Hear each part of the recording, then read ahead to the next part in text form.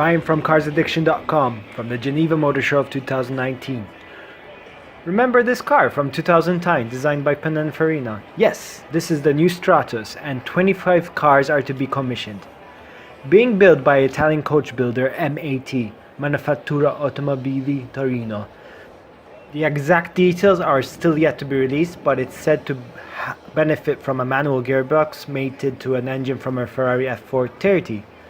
And that's not all that the new Stratos will benefit from. It will also be based on the same chassis as the Ferrari F430. Should you want one, you need to source the standard Ferrari and provide approximately €500,000 for the conversion itself. It's not cheap, but there's only 25 cars being built and it's based on a legend from the 70s.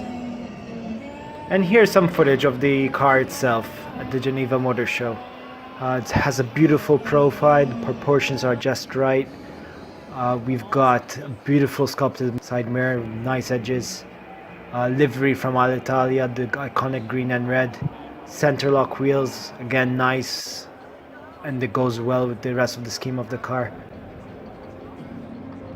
Please share your comments below and don't forget to like and subscribe to get notified for more content from CarsAddiction.com. Take care.